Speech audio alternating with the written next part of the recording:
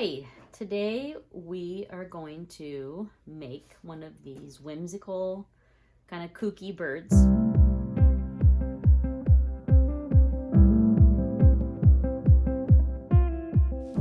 This is an example I did recently in a class.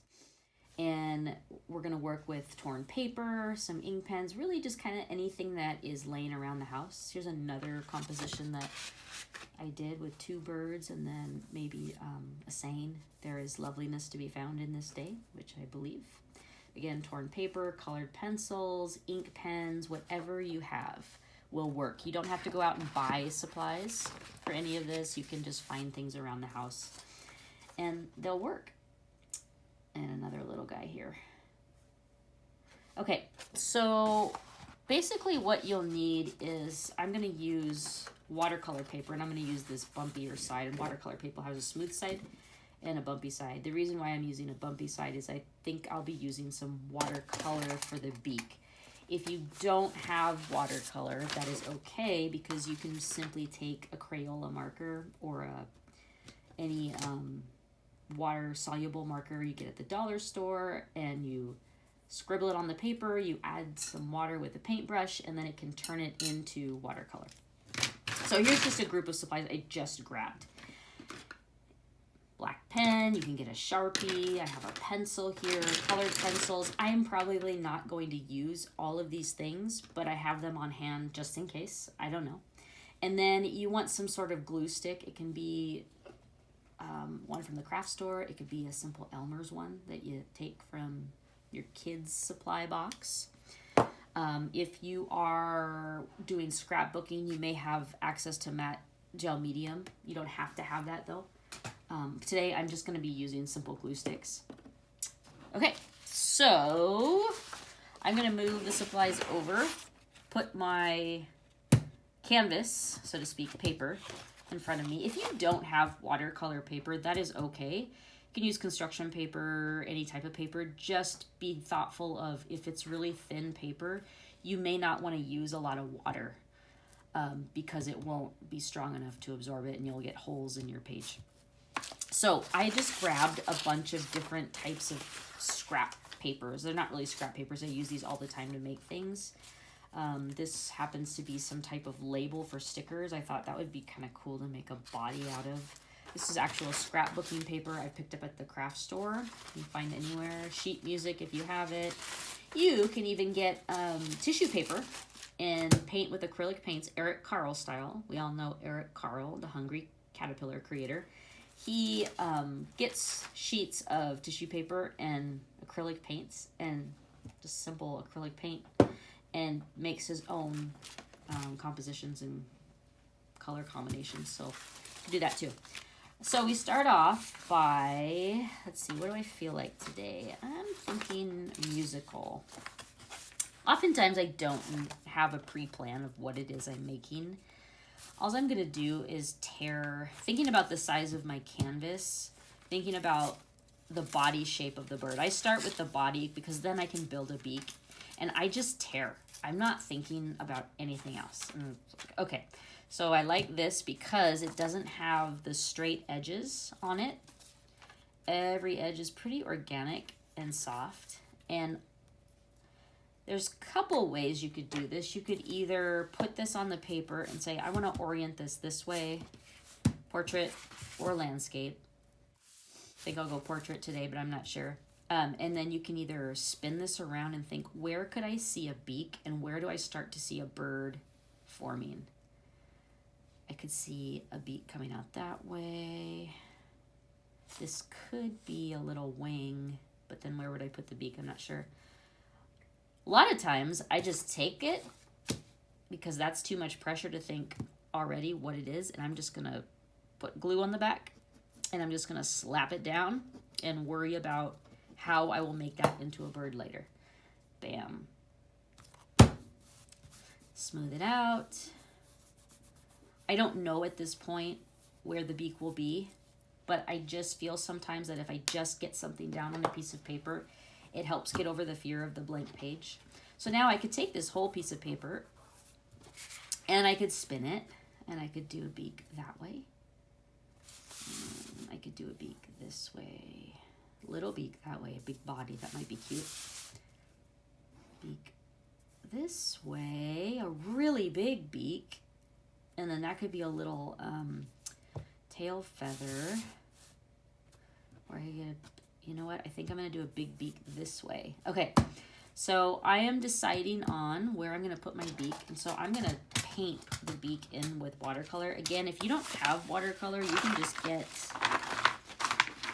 whatever color here and just draw a beak, scribble, scribble, scribble, wet a brush with water, and you can turn this into a watercolor. You might want to try this out, this method, because regular watercolors is a little bit harder to control. These you might have a little bit more control over. So I'm gonna grab a brush and I'm gonna wet it, and I'm gonna do yellow. There was a time I didn't take the time to do swatches. I now take the time to do swatches. It gives you a good idea of what pigment the paint will be. And I'm just painting a beak with a beak-like shape. I'm not worried about perfection. I'm not worried about, is it really realistic? Because these birds aren't meant to be. They're meant to be just using your intuition, taking a break from that thinking place of perfection. They're supposed to be weird and quirky. They're not supposed to be like real birds. They're supposed to have a lot of character. And I just work the shape until I feel pretty good about it. I think what I'll do is add a little bit of orange on the edges to create some type of shading. And I just dab while the paint is still wet. And that will blend it. I'll kind of move it around. Blend, blend, blend.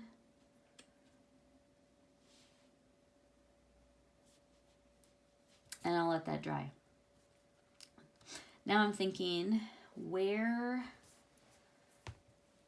and how do I want the legs? I think I'll use yellow. And again, I'm not drawing them first. I'm just kind of shaping them with this paint. It takes the pressure off of having to draw and erase, because you don't like how it looks. I'm going to add feet to this bird, and they're going to be wonky. Again, it's not supposed to be something perfect. Okay, now that I have the, oh, you know what? I can even add some orange to the base to give it a little bit of shading. Maybe in between its toes, an unevenness. Gives it a little bit of character. Okay, I feel like I'm done with those for now. I'm gonna set those aside. So I'm going to certainly let this dry. I'm gonna set aside all this paper. Oh wait, before that, if you wanna add a wing, you could actually take a different type of scrap paper and actually glue it on. I kind of like the look of that. You know, I'm going to go with that. So again, I'm going to take a glue stick. And I'm going to make a wing using a second torn piece of paper. I'm going to spread the glue out, and I'm going to put it that way. I am okay if it overlaps the leg. It gives it a little bit of depth that way. I'm going to close this. And then I'll set the paper aside. More paper aside. Now we add the details. And this is where the bird comes to life. Now you can use a variety of things for this. You can use a pencil. You can use Sharpie, thick or thin. A click pen, which I really am enjoying using these days for drawing. You know, we have a ton of those around the house, and just a regular felt tip pen. I do want to caution you, if you're using a felt tip pen or some type of other marker that's water soluble, you don't want to draw on this part until that dries, because it will bleed, and so you'll have some black marks in there. So I'm gonna wait. But what I can do is actually work on the tail feathers. So I am going to use a thin Sharpie. And I'm just going to go for it. Again, I'm not really planning. I want to add some quirky feathers down here. I want to do some head feathers up there. And then let's fill up. And I'm just scribbling. I mean, how long has it been since we've been able to scribble as adults? It's kind of freeing. Okay. And then I'm going to go in and add some of those spine lines for feathers. Now, if you do use a Sharpie, you can go back over these feathers with watercolor and the ink won't bleed. You could always take watercolor and, like we did with the beak and the legs, and draw in the feathers and then ink it later. That is perfectly fine too. Okay, so next step, I'm going to plan out where I'm going to put the eye. And I like to put it kind of around here. So I'm going to go in and draw a dot. And if you happen to have one of these gel ink pens that are white, I love these pens because then I can put a white ring around the eye and make that eye stand out a little bit more. And I'm just going to keep working it. You could always tear a piece of paper in a circular shape, put it on, and then do a black dot. If you don't have a white gel pen, that will make the eye pop as well. You can add lines around that. That's fine as well. You can add another layer of torn paper to the wing. Do as much as you want with it. So this is going to dry pretty quickly.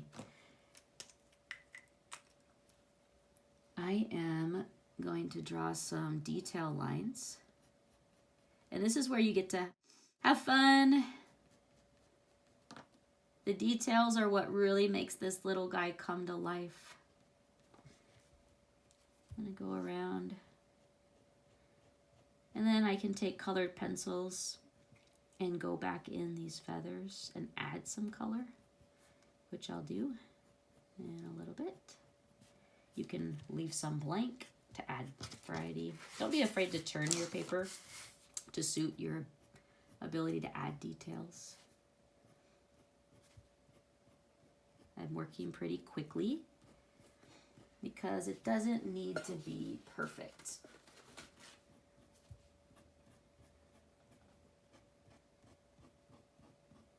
Something meditating about being able to just draw lines. Going back to being a kid again. I think I do want to add some wonkiness around this eye. Make it a really big, kind of crazy eye. I'm going to extend this out. Maybe just do lines on one side. And more. Okay.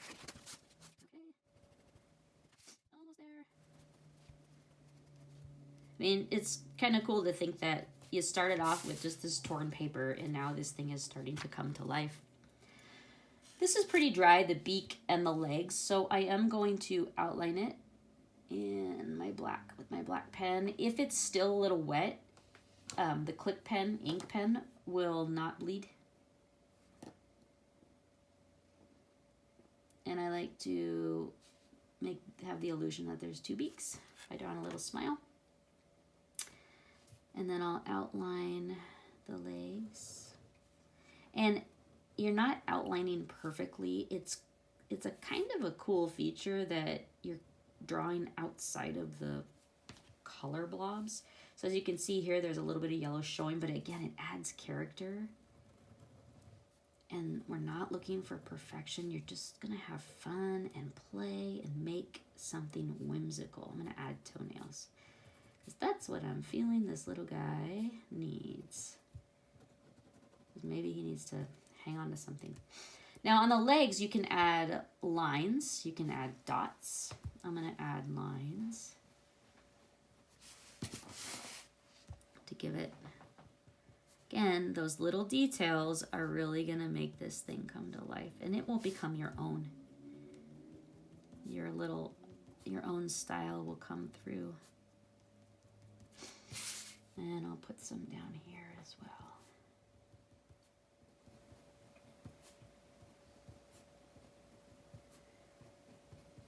I know when I'm watching drawing videos, I love the silence sometimes, that you can hear the pen or the paintbrush going across the canvas. So I'm going to check this. Still a little damp, so I'm going to let this dry a little bit more, and what I'm going to do is go to these and grab some colored pencils. Now I can use watercolor. I can use these markers. In fact, I think I will use, this is just a Crayola marker. It's water soluble. So I'm going to show you how I can use them as watercolors. So I'm just kind of scribbling a little bit of color on there. A little bit there, and then maybe some green. And I'm playing. It's not precise. So now I'm going to take a brush with some water, and I want to dab my brush on a paper towel. I don't want to get it too watery. And then I'm just going to run it over the marker, and you'll see that it's turning, it's blending. Okay. And moving up. And by putting two different colors down, it kind of blends together. So if you get in there, you can see it's like, oh, that looks like it's painted on. I think that's one of the coolest tricks I learned using the cheaper markers you can find, just kind of in any store, is that they can become watercolors. And if you want to darken up any of these pigments, you can go back over with colored pencils. And again, I'm working fast and I'm kind of messy because that's the character of this bird. So as you can see, that marker became this beautifully blended paint. Okay, pretty dry. Now this is where I like to add little features to my birds, and I like to vary dots. I'm just using a Sharpie. Big dots, little dots. Maybe I'll put some up here. Maybe I'll draw on the wings.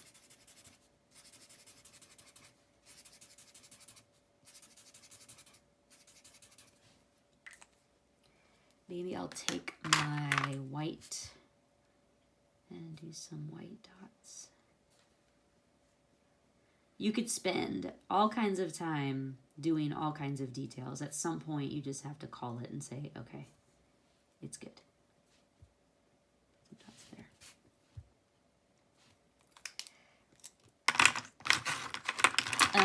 If you want, you can also ground this little birdie. I'm going to take this. I just kind of add some lines on the bottom. It's grounding, so it's not floating in space. You could take Sharpies or markers and add a little bit of flair around the bird. I don't think about where I'm placing these things. I just do it. I'm going to add more marker so I get bigger dots. And I'm going with colors that just speak to me again. It's all about the play. As this is drying, I could always go back in with colored pencil and just kind of go over and color in and add a little bit more darkness, richness to it. If you want. There's all kinds of things you can do. It's still a little damp, so you're not going to get the best coverage of colored pencils, but I think you get the idea. And if you see, I'm just working fast and loose. Get a darker color down at the base. Again, I'm going to blend some of these colors. If I be quiet, you can hear the sound of the colored pencil on the paper.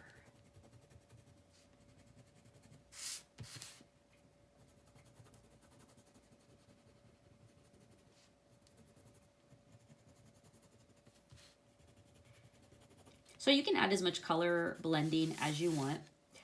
I am going to stop there, but first I'm going to sign my piece, which you need to do when you make them. And that essentially is how to make a bird. Please subscribe to my channel, share, leave a comment, like this video, and I will see you soon with the next little whimsical art video. Thank you.